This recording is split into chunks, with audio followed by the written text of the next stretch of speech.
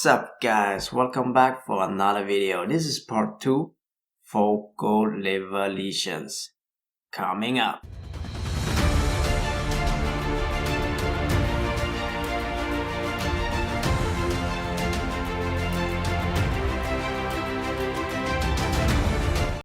Welcome back guys.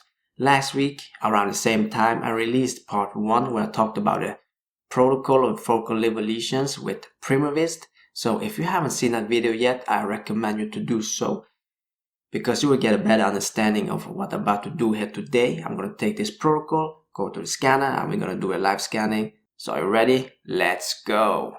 Alright, I just show you how you can set up this protocol efficiently, and now let's scan to see the image quality and see how it works.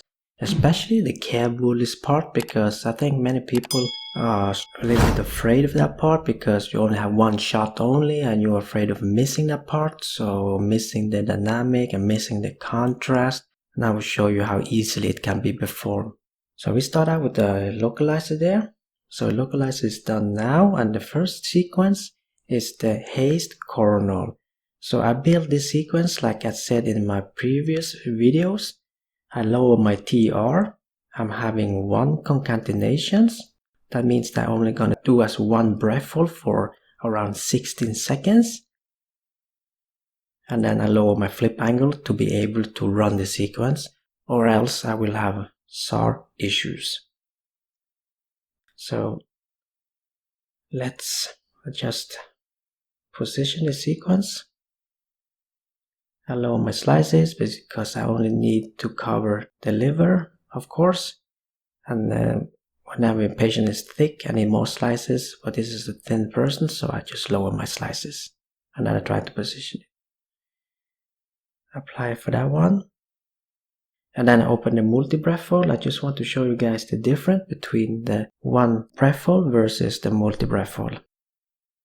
So this multi-breathhold, I just copied this one to the coronal haste I just did, copying the position like that, and I choose the center of slice groups and saturation regions. I just want it to be as the same. And then you see the TR is long, it's 1100 there, and the concatenation is 2. So this means that the time of breathhold is 33 divided by 2, so 2 breathholds. So I just reduce a few slices there to lower the time a little bit. 14 seconds times 2 breathholds.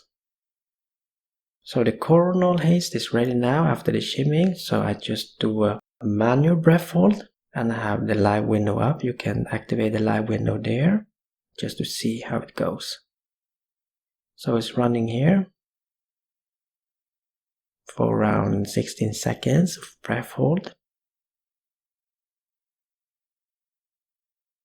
So it's finished there. You can see the image in the middle window. And now let's go for the multi-breathhold. This is the first part of the multi-breathhold there, going at the live window.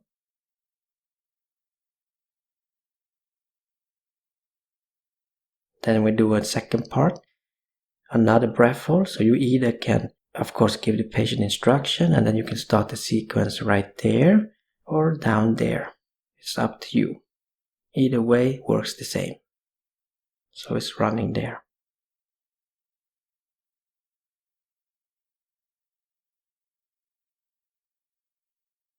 So let's go to the viewing and check. And the reason I usually want to do one breathhold is because of this. Just watch this now. I select series. And then I just want to do a line there just to show you the difference. I do the same for this one.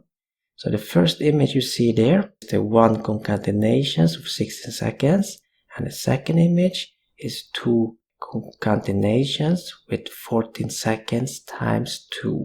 Let's scroll through the images. So you see here it's jumping. The liver top part is jumping compared to as 1 concatenations. It's more steady. This is because I already told you earlier in the beginning of the video, whenever you are doing 2 breathholds, the liver will never be at the same position. One patient cannot do the breath hold exactly the same position. It's very difficult. So that's why I want it to be at the same position, just easy to look through the images, and also it's faster. So let's get back here. Now we're doing the transversal haste. Let's open that one. And this is the reason I'm doing the coronal haste first, is because now I know the top and the bottom of the liver to position this haste. You see here I started out with 33 seconds with the protocol it was saved as, but I adjust this from patient to patient just to save the scan time if it's possible. So I adjust this with 30 seconds, save a few seconds there. Actually only save 1 second here, so it didn't affect much. And then I do another breath hold.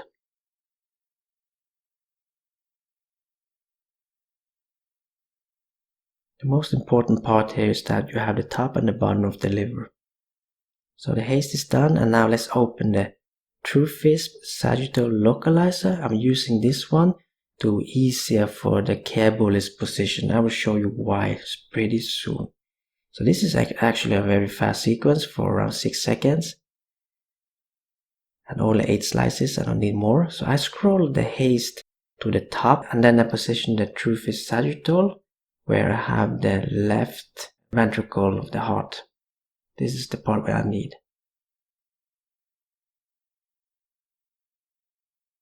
Just lower this a little bit. And let's just run this one as a free breathing.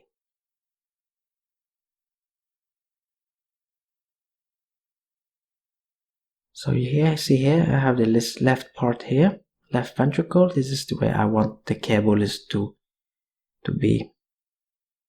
Alright, let's continue. So we open now the prenatal Dixon vibe, and you see there, you can see the copy functions. This is the important part. You can push the button there and you can have the options to choose between image comment, body part, study part, and so on.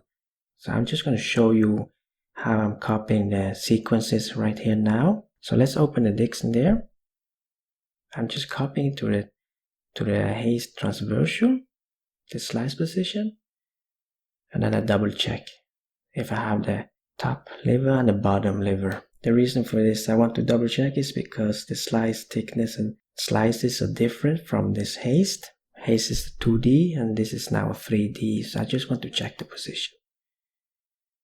So I'm going from 72 to 64 because I can save a little bit scan time.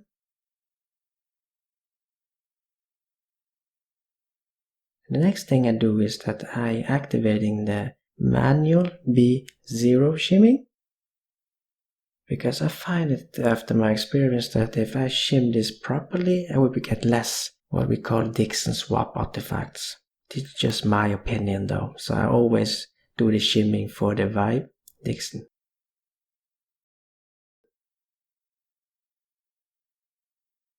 And then I just turn it off and I do the breath hold manually. You see there? It's copying to everything and it's updating. Those three are copying like I showed in the protocol. So now I do a manual breath hold and I have the options to push the continue button up there or lower there. So the vibe is finished there. You have 4 images, in, out of phase, fat only or water only. Let's check those 4 images. Out of phase. In phase, you can see the name there.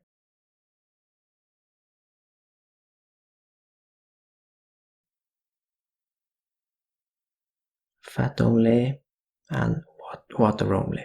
So I'm just scrolling through to make sure that image quality is okay before I, of course, giving the contrast agent. So this is the care bolus.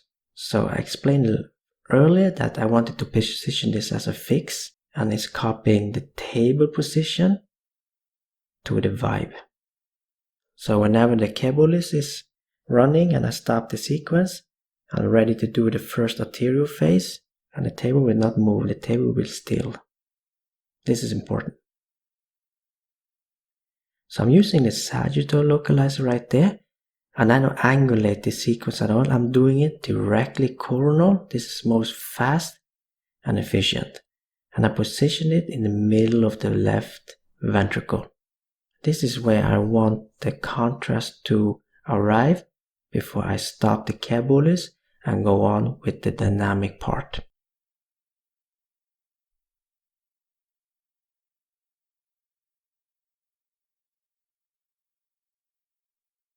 So I'm writing the contrast here. So we're giving PRIMOVIST. In this case, I'm just writing 7. So I just have to say to you guys that in this case, we're not giving contrast.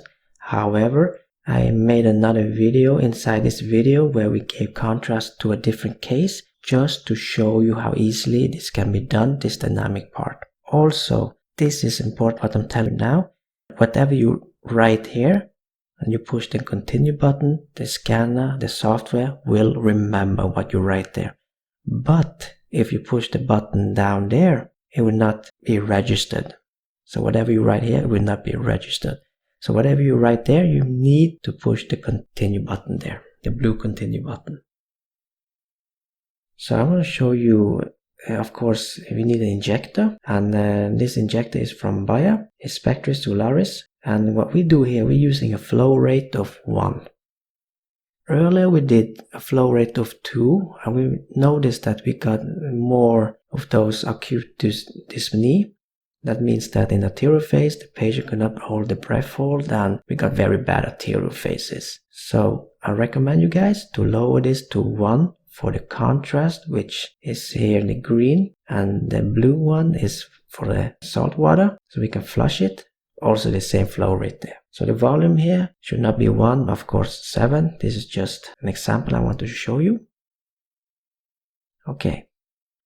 So what we do now, this is important. And do not get stressed, sweaty palm, heart beating, because you need to stay calm. The patients can somehow feel, or when your voice started to shake and you get nervous. So you need to take control and just go for it. Do not get stressed, and I will show you now. This is so easy. Doing this a couple of times, you will just manage to get this done every time. So what we do now is continue.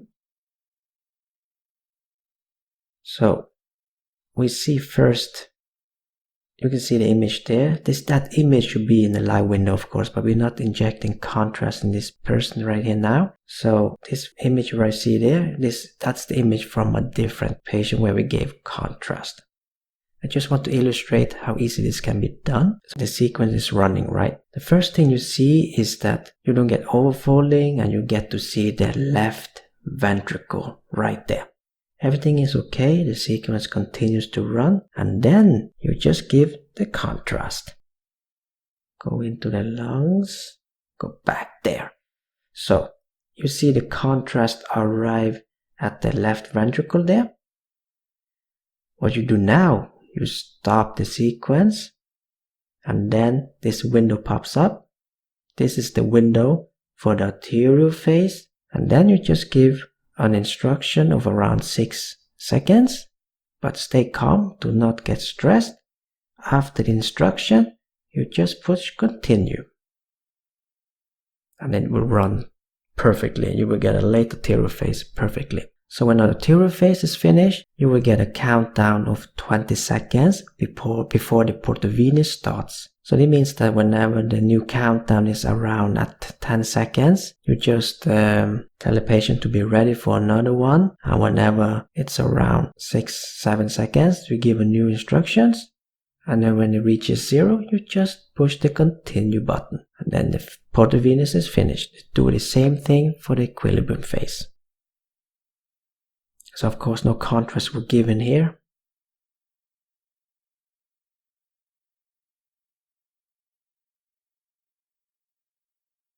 So let's check the diffusion. So this is a free breathing diffusion. Takes around 3 minutes with 2 B values, 50 and 800. So I'm just positioning it like that.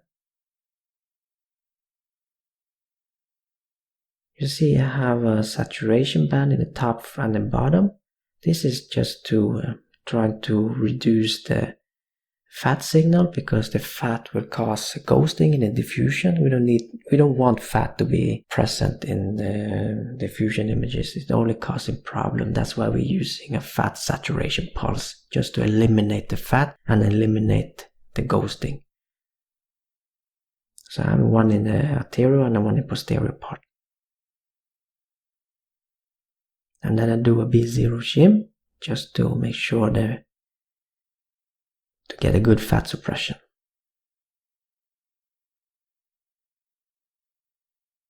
And then one thing I also want to mention, since this is a free breathing, so remember to check the coronal plane as a free breathing. This you have from the localizer. The coronal you have from the very beginning, the localizer. You can check the position at the top and the bottom of the liver from the localizer. So let's continue.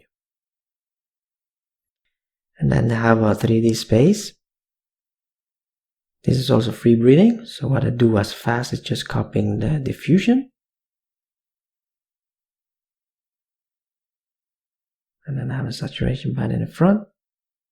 The next thing I do is position the navigator.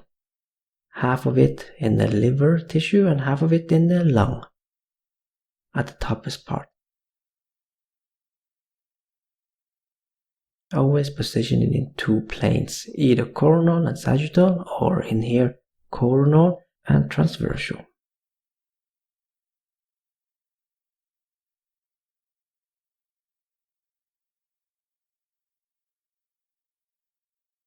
So the patient needs to get information of breathing normally, and this is very difficult actually. Not everyone understands how it is to breathe normal, so you just need to see from patient to patient and trying to give them a proper instructions. We want to have a perfect breathing curve. So let's check the diffusion. That is the B0 and ADC. Let's scroll through here. So you have B0 and then you have B800.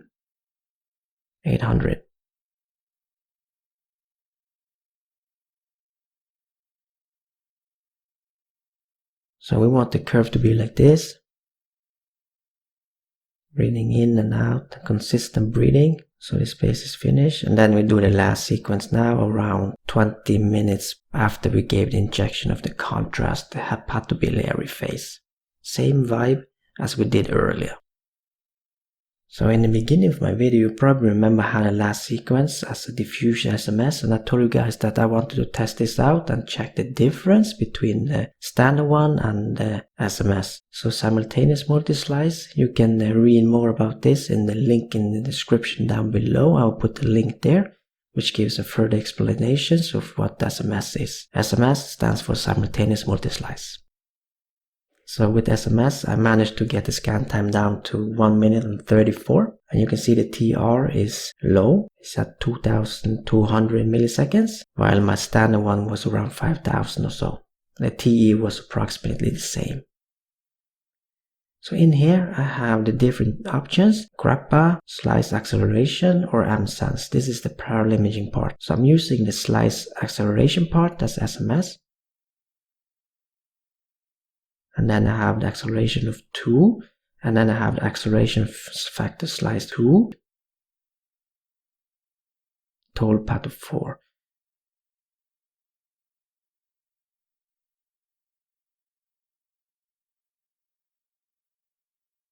So I'm copying the position, just trying to do as same as possible.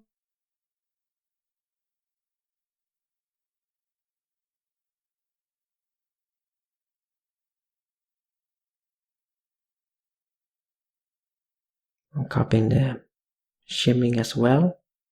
So that's adjustment volume right there.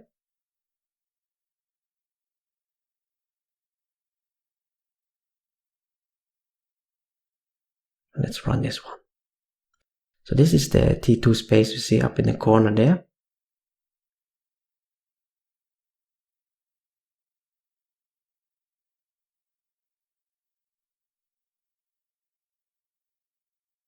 We really like this T2 space because it's really great to delineate the lesions compared to the liver, and also you can see the cyst there.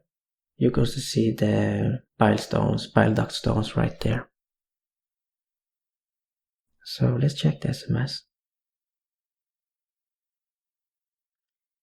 So let's go in the viewing mode and check this compared to each other. The upper row is not SMS and the lower row is with SMS. SMS is not that bad. So let's zoom these images in. You see there's a cyst right there. There. Well, that's it guys. You can easily perform a focal liver lesion abdominal protocol, easy as this, with the dynamic part and the care bolus. Remember just to stay calm and give the patient proper instructions during the breath hold, during the dynamic part, and also during the free breathing sequences. Keep motivating the patient and they will give you a good exam. Well guys, that's it for today, and I hope you find this valuable. And you know what, I got a question for you today. Do you run this protocol differently? If so, please give a comment down below and let me know. If you have any other questions, just give it down below and I will try to answer whenever I got time. Before we close up, if you like this video, please give a thumbs up and do not forget to subscribe. Until next time, take care. See you around. Peace out. Oh, wait. Almost forgot. Next week on Wednesday, I will be releasing another video where I'm gonna make an announcement. A few changes will be in my videos.